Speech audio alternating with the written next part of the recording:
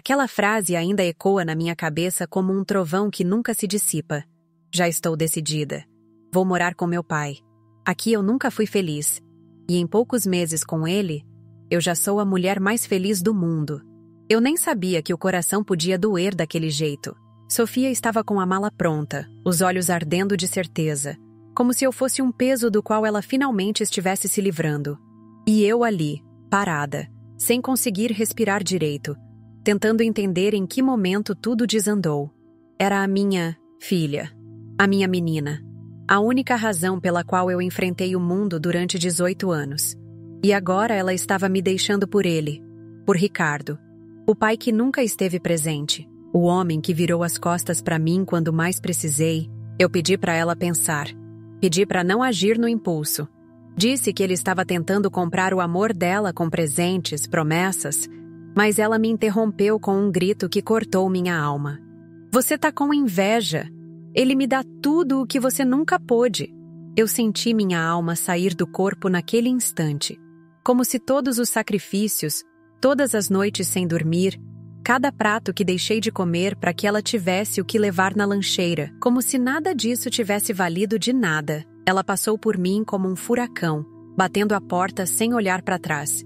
E eu fiquei ali, parada na sala vazia, com a mão ainda estendida no ar, como se pudesse segurá-la de alguma forma. Eu queria gritar, correr atrás, fazer ela entender, mas eu estava em pedaços. Subi para o quarto dela e cada detalhe me esmagava. Os livros da escola, a escrivaninha onde ela fazia os deveres, a colcha que costurei com as próprias mãos. Sentei na cama e chorei como uma criança abandonada. Ela era tudo para mim. Tudo. Eu abri mão de tanta coisa por ela. Sonhos, paixões, oportunidades. E fiz tudo isso sorrindo, feliz. Porque era por amor. Porque ver ela crescer forte e digna era o que me dava forças para continuar. E agora, ver ela me rejeitando assim, eu não sabia se conseguiria me recompor. Não, era só a dor da partida.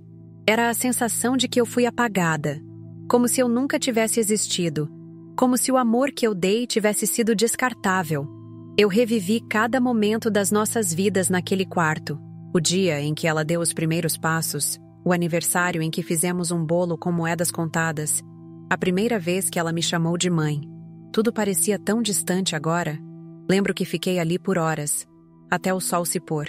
Quando levantei, era como se um pedaço de mim tivesse ficado naquela cama. Mas uma voz dentro de mim, bem lá no fundo, sussurrou que ainda não era o fim. Ainda não. Mas antes de continuar, deixa eu te contar como tudo começou. Talvez você precise entender como cheguei até aqui, porque para sentir o peso do que vivi com a Sofia, primeiro você precisa conhecer o começo dessa história. Meu nome é Lívia, tenho 42 anos e fui mãe solteira desde os 23. Na verdade, fui mãe desde o instante em que ouvi o coração da Sofia batendo pela primeira vez naquele ultrassom. Antes mesmo dela nascer, eu já sabia que minha vida não seria mais minha. Eu era apaixonada pelo Ricardo. Ele era mais velho, tinha aquele jeito confiante, dono de si que encanta qualquer menina que sonha com segurança. Trabalhava com o pai dele numa transportadora grande, vivia de camisa social, carro importado e promessas. Promessas que eu, tola, acreditei. Eu achava que ele ia me tirar da casa da minha mãe, que a gente ia casar, construir uma família linda. Até que um dia eu atrasei a menstruação. E tudo mudou. Quando contei da gravidez, ele congelou. Não disse muito, apenas respirou fundo e falou com um tom estranho. A gente vai resolver isso. Eu perguntei o que ele queria dizer com aquilo. E ele desviou o olhar. Disse que ia conversar com os pais dele e depois me daria uma resposta. Por algum motivo, eu quis acreditar que ele estava apenas assustado. Que talvez, com o apoio da família, ele voltasse diferente. Por mais que algo em mim gritasse para não confiar, eu me agarrei naquela pequena esperança. Afinal, a gente tinha uma história e um filho a caminho. A resposta veio dias depois. Fui chamada até a casa dos pais dele, e ali tudo ficou. Claro! Me levaram como quem conduz uma criminosa até o julgamento. Lembro perfeitamente da frieza, da forma como eles falavam da minha filha como se ela fosse um fardo. um erro, algo a ser apagado. Disseram que já estava tudo resolvido. Clínica, médico, data e hora marcada. Era só eu ir. Me entregaram um papel com os dados da clínica chique, como se fosse um simples agendamento. Eu fiquei ali, ouvindo tudo calada, em choque, segurando aquele papel como se fosse uma sentença. O assassinato da minha filha já estava com hora marcada. Eles juraram que eu iria, que eu não teria escolha. Mas eu sumi. Desapareci. Peguei minhas coisas, me escondi na casa de uma prima distante e nunca mais procurei por nenhum deles. Foi por isso que eu nunca quis um centavo do Ricardo. Nem pensão, nem visita, nem sobrenome. Eu não queria que minha filha tivesse nada vindo de quem quis apagar a existência dela antes mesmo de nascer. Dinheiro? Eu conseguiria o meu. E eles podiam ficar com o deles. Tudo o que eu queria era a minha filha. Eu fiquei ali, com um exame de farmácia na mão e um buraco no peito. Minha mãe me olhava com tristeza, mas nunca com desprezo. Foi ela quem me segurou em pé, quem me ensinou a levantar a cabeça. Eu lembro que prometi, naquela época, que a Sofia jamais sentiria falta de pai. Que se dependesse de mim, ela teria tudo. E lutei. Nossa, como eu lutei! Trabalhei de caixa em mercado, fiz faxina, vendi roupa usada na feira. No começo, era um fralda por semana. Depois foi ficando mais fácil. Fui aprendendo a ser mãe sozinha. Sofia cresceu vendo tudo isso. Cada historinha antes de dormir era com ela no meu colo, ouvindo minha voz cansada, mas cheia de amor. Cada material escolar comprado com sacrifício era comemorado como se fosse prêmio de loteria. Nunca falei mal do pai dela. Mesmo quando ela me perguntava: "Mãe, cadê meu pai?" Eu respondia que ele tinha seguido outro caminho, mas que ela era o maior presente que ele podia ter deixado para mim. Eu protegi ela da dor. Engoli a minha para não passar para frente. Ela cresceu linda, esperta, cheia de sonhos. E eu ali, fazendo das tripas coração para não deixar faltar nada. Quando chegou nos 18 anos, eu senti orgulho. Porque apesar das dificuldades, ela tinha tudo para voar. Só que foi aí, bem aí, que o passado começou a rondar a nossa vida de novo. Ricardo nunca assumiu de verdade, mas também nunca desapareceu por completo. Nos últimos anos, ele tentou se aproximar, de um jeito discreto, como quem testa a água antes de mergulhar. Eu não sei como conseguiu meu número, mas me mandava mensagens esporádicas, dizendo que queria reparar os erros, que tinha mudado, que queria ajudar com os estudos da Sofia, pagar o colégio, contribuir de alguma forma. Eu nunca aceitei. Não queria nenhum laço com ele, nem que minha filha dependesse de uma ajuda que viria carregada de passado. Sempre recusei. E achei que com o tempo ele desistiria. Mas o que eu não imaginava era que, barrado por mim, ele daria um jeito de alcançar a Sofia direto. E foi o que fez. Um dia, ela chegou em casa com um brilho diferente nos olhos. Disse que o pai tinha mandado uma mensagem no Instagram, que queria conhecê-la, conversar, recuperar o tempo perdido. E mais, que os dois haviam combinado de se encontrar num shopping. Contou que ele a reconheceu na hora, que chorou, que disse coisas lindas e que a encheu de presentes. Naquele instante, meu coração afundou. Eu soube, ali, que aquilo não ia acabar bem. Mas calei.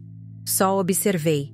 E mal sabia eu que aquele reencontro era só o começo do que se tornaria meu maior pesadelo.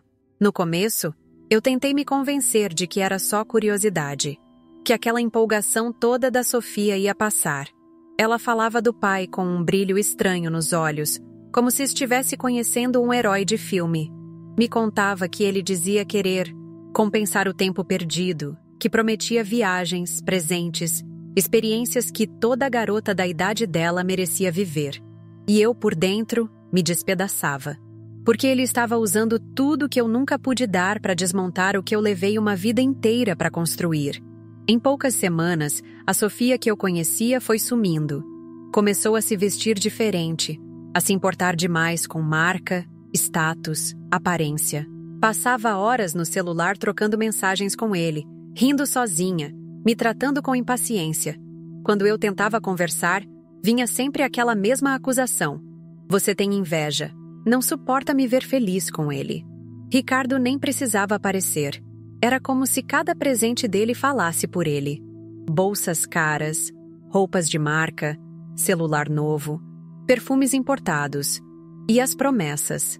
Ele disse que vai me ajudar a tirar a carteira de motorista, que vai me dar um carro novo assim que eu passar. Um carro, mãe. 0, com teto solar e tudo. Disse que é só o começo. Teve uma noite em que sentei com ela no sofá e pedi calma. Falei com carinho, com firmeza. Disse que ela estava se deslumbrando rápido demais. Que aquele homem que hoje parecia tão generoso tinha virado as costas para mim quando ela mais precisava. Que ela não conhecia a verdade. Ela me olhou com desprezo. Disse que eu vivia presa ao passado, que ele era diferente agora, e que o problema era eu não aguentar ver a felicidade dela chegando de um lugar que não era o meu colo.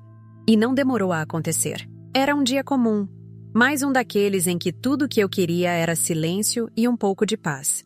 Cheguei do trabalho exausta, com os pés doendo, e assim que fechei a porta, ela apareceu na sala. Veio decidida, como um turbilhão. Cruzou os braços, olhou nos meus olhos e disparou. Mãe, eu vou morar com meu pai. Na hora meu sangue gelou. De jeito nenhum, Sofia. Você mora aqui e vai continuar aqui. Isso não é brincadeira.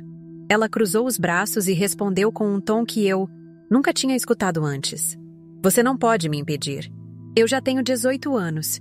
E ele já disse que se você tentar me barrar, ele vai resolver isso na justiça. Senti meu coração disparar. Sofia, você tá falando isso com base em quê? Em presente? Em promessa? Você não conhece esse homem, como eu conheço. Foi aí que ela explodiu.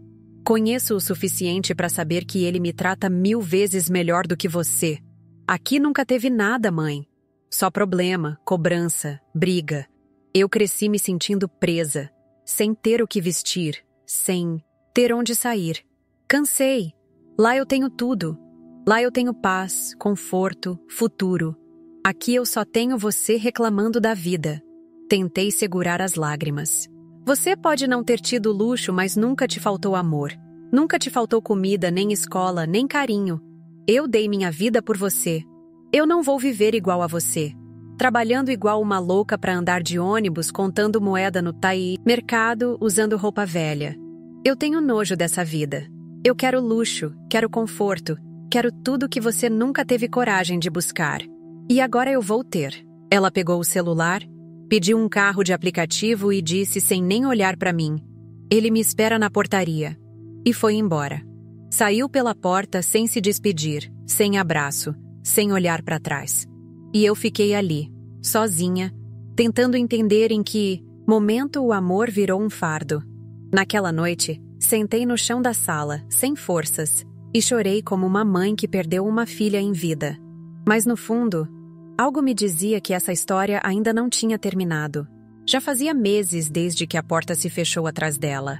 Meses em que eu precisei engolir o orgulho e aceitar que, por mais que doesse, eu não podia obrigar a minha filha a me amar como antes. No começo, eu quis cortar tudo, fingir que ela não existia. Mas não consegui, porque uma mãe pode até ser deixada, mas nunca deixa. Então eu resolvi manter contato. Mandava mensagens, perguntava como ela estava, dizia que sentia saudade. Às vezes, demorava dias para ela responder. Quando respondia, era sempre com frases curtas, secas, como se estivesse me fazendo um favor. Tá tudo ótimo. Viajei com o papai. Fui naquele restaurante japonês que você nunca quis me levar. Era como se cada resposta fosse um lembrete de que ela estava vivendo tudo o que dizia que aqui nunca teve. Com o tempo, ela começou a falar de um rapaz. Um colega do colégio novo, segundo ela. Disse que estavam ficando, que ele era maduro, que queria algo sério. Eu só escutava, mesmo com o coração apertado, porque ela só falava de coisas fúteis. O carro que o pai tinha prometido, as roupas novas, as festas, o restaurante caro, o curso de direção. Mas pelo menos ela respondia. E aquilo era tudo que eu tinha. Eu me agarrava nessas migalhas de contato, porque sabia que não adiantava lutar contra o encantamento. O máximo que eu podia fazer era me manter perto, do jeito que fosse possível, e torcer para que um dia ela percebesse. Até que, em uma tarde comum, tudo desabou. Cheguei em casa depois de um dia puxado de trabalho. Estava cansada, do corpo e da alma. E quando abri o portão, vi uma mala encostada na parede. O coração disparou antes mesmo de eu ver o rosto dela. Mas ali estava ela, sentada no degrau da porta, com os olhos inchados, abraçada aos próprios joelhos. "Posso entrar?" Foi tudo o que disse, com a voz embargada. Abri o portão sem dizer uma palavra.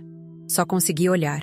O rosto abatido, os ombros caídos, e quando ela se levantou, eu vi a barriga. Ainda pequena, mas evidente. Dentro de casa, ela sentou no sofá como quem desaba. Ficou alguns segundos em silêncio, até que começou a falar, olhando para o chão. "Eu engravidei do garoto que estudava comigo. O mesmo que eu te falei. Quando contei, ele terminou comigo. Disse que não era problema dele." Fez uma pausa, respirou fundo e continuou. Eu tentei esconder. Achei que ia dar conta sozinha, mas começou a aparecer. E eu fiquei desesperada. Contei pro meu pai. Fez outra pausa. Os olhos encheram de lágrimas. Ele me chamou de vagabunda. Gritou comigo. Disse que eu destruía a vida dele, que eu era uma vergonha, e mandou eu voltar pra cá. Disse que aqui era o meu lugar. Ela não chorava alto, só deixava as lágrimas escorrerem, como se já tivesse chorado tudo antes. E eu fiquei ali, olhando para minha filha, que um dia saiu dizendo que ia viver o mundo, e agora voltava como quem não tinha mais para onde ir. Tantas coisas passaram pela minha cabeça. A raiva, o orgulho ferido, a mágoa, mas nada disso conseguiu falar mais alto do que o amor que eu sempre tive por ela. "Você comeu hoje?" Foi tudo o que consegui dizer. Ela balançou a cabeça sem força. Fui até a cozinha, coloquei um prato no micro-ondas e, enquanto ouvia o apito avisando que estava pronto, senti um nó na garganta, mas não chorei. Ainda não. Ela comeu em silêncio. Depois deitou no sofá e adormeceu como uma criança. E eu fiquei sentada ali, olhando para ela, sentindo que, apesar de tudo, ela tinha voltado, mas não era mais a mesma. Era uma menina quebrada, tentando ser mulher cedo demais. E agora, mais do que nunca, ela precisava de mim. Na manhã seguinte, ela ainda dormia quando eu acordei. Fiquei parada na porta da sala, olhando aquele corpo encolhido no sofá, e senti uma mistura de dor e instinto. Não importava o que ela tinha feito, o que tinha dito, ou como me magoou. Aquela era a minha filha. E agora, ela estava machucada, grávida, frágil. Eu respirei fundo, e naquele instante, fiz uma promessa silenciosa. Ninguém mais ia humilhar a minha filha. Nunca mais. Começamos do zero. Marquei consulta no posto. Fui com ela ao pré-natal. Peguei o encaminhamento para o hospital. Ela mal falava nos primeiros dias. Só seguia. Ia onde eu mandava. Comia o que eu preparava. Era como se estivesse anestesiada. Mas eu sabia que ela estava tentando se recompor por dentro. Tentando juntar os cacos de si mesma. Com o tempo, ela começou a falar mais. Me contou tudo. Disse que o pai da criança, o tal colega de colégio, vinha de uma família influente. Quando souberam da gravidez, fizeram ele se afastar dela. Disseram que uma menina como ela não era adequada para a imagem da família. E ele, covarde, acatou, sumiu, bloqueou ela de tudo. Ele me dizia que queria casar comigo. Ela chorava. Falava que ia me assumir, que ia me proteger. E agora finge que eu nem existo. Eu ouvia tudo com o coração sangrando, mas por fora me mantinha firme, porque ela precisava disso. De uma mãe inteira, de um porto seguro, não de mais um pedaço quebrado ao lado dela. Foi aí que eu decidi procurar um advogado. Não era só por pensão. Era por respeito, por justiça e por ela. Pesquisei, bati de porta em porta, contei nossa história para quem quisesse ouvir. Até que encontrei uma advogada disposta a nos ajudar. Mulher, mãe, sensível. Ela me ouviu como ninguém tinha ouvido antes. Demos entrada na ação contra o rapaz. exigindo reconhecimento de paternidade e responsabilização legal. E também contra o Ricardo, porque ele não podia simplesmente descartar a filha de novo. Ele não podia humilhar a minha menina e sair ileso. A advogada foi clara. Talvez fosse difícil, talvez levasse tempo, mas a gente ia lutar. E eu lutei, como nunca tinha lutado antes. Passei a acompanhar cada passo da gravidez. Fiz questão de ir a cada consulta, segurar sua mão no ultrassom, preparar o quarto do bebê com o pouco que tínhamos. Cada fralda, cada roupinha, cada detalhe. Era um pedaço meu sendo costurado de volta no coração dela. Sofia chorou muito nos primeiros meses. Às vezes no banho, às vezes no meio da madrugada. Teve crises de culpa, de raiva, de medo, mas também começou a sorrir de novo, a rir com o bebê chutando a barriga, a fazer planos, a cozinhar comigo, a me chamar de mãe, com um carinho que há tempos eu não ouvia. E eu sabia que ali estava renascendo não só uma mãe, mas também uma filha. A gente ainda não tinha vencido, mas já não estávamos mais sozinhas. E isso, para mim, era o começo de tudo. O dia em que minha neta nasceu foi o dia em que eu renasci também. Sofia entrou em trabalho de parto de madrugada e fomos juntas para o hospital. Ela segurava minha mão com força, com medo, com dor. E pela primeira vez em muito tempo, era ela que se apoiava em mim sem resistência. Como quando era criança e só eu bastava. Quando o choro do bebê ecoou naquela sala, eu desabei. Não era só um nascimento. Era cura. Era recomeço. Era como se Deus estivesse dizendo: "Tá vendo? Você sobreviveu." Voltamos para casa com uma nova vida nos braços. Sofia se transformou diante dos meus olhos. A futilidade foi dando espaço ao cuidado. A arrogância foi sendo engolida pelo cansaço das madrugadas sem dormir. E a raiva, aquela que um dia ela jogou em mim, foi se dissolvendo a cada vez que me pedia ajuda para dar banho, trocar fralda, preparar mamadeira. Ela não precisou de discursos nem pedidos de perdão. Eu via no olhar dela, em cada gesto, no jeito, como me chamava de mãe com suavidade.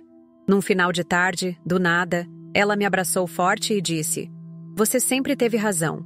Eu fui injusta. Eu errei." E eu apenas respondi: "Você voltou. É só isso que importa." A partir dali, tudo começou a mudar. O processo contra o pai da criança seguiu em frente, e a justiça foi implacável. A família dele tentou abafar o caso, alegar que o relacionamento não era sério. Mas tínhamos provas, mensagens, testemunhas. O juiz determinou o reconhecimento da paternidade e fixou uma pensão altíssima, proporcional à fortuna da família do rapaz. Não foi apenas um valor simbólico. Foi o suficiente para garantir os estudos, a saúde e o bem-estar da minha neta por muitos anos. E Ricardo? Ricardo não escapou. Nossa advogada conseguiu comprovar o abandono afetivo e material desde a gravidez. O processo foi longo, mas vencemos. Ele foi condenado a pagar pensão retroativa desde o nascimento da Sofia, com juros e correção, além de uma indenização por danos morais. Perdeu uma parte considerável da fortuna que tanto usou para se esconder do mundo. Foi notícia nos sites jurídicos. Foi manchete. Teve que me encarar diante do juiz. E ali, sem poder fugir, ele ouviu tudo que eu precisava dizer há 20 anos. Com o dinheiro da indenização e da pensão da neta, mudamos de vida. Compramos uma casa maior, num bairro seguro. Sofia voltou a estudar em uma universidade de prestígio, agora como bolsista integral e com orgulho no olhar. Eu abri meu próprio, pequeno negócio de bolos caseiros, algo que sempre sonhei e nunca tive como começar. Hoje, não é só ela que tem roupas novas, celular moderno e conforto. Eu também. Pela primeira vez, posso comprar uma roupa sem calcular se vai faltar comida. Posso dormir sem medo do amanhã. A minha neta cresce rodeada de amor e fartura, não de luxo desmedido, mas de dignidade, de justiça, de base sólida. E eu? Eu continuo andando com a cabeça erguida. Porque por muito tempo fui invisível. Por muito tempo me fizeram acreditar que meu amor não bastava. Mas hoje, eu sei o meu valor. Hoje, quem levanta a cabeça sou eu, e ninguém mais me faz abaixar. Esta não é apenas uma história sobre abandono e reconciliação. É uma história sobre tempo, sobre como o amor verdadeiro pode ser esquecido, negado, trocado, mas nunca destruído. Lívia foi deixada de lado, ignorada, desacreditada. Mas quando tudo desmoronou, foi no colo dela que a filha encontrou o que nunca achou no luxo: perdão. Porque amor de mãe não espera desculpas. Ele permanece em silêncio, mesmo ferido, esperando o momento certo para acolher de novo. E talvez você também conheça essa dor silenciosa. Talvez já tenha sido deixada para trás por alguém que criou com todo amor. Talvez tenha precisado engolir o orgulho para oferecer abrigo a quem um dia virou as costas.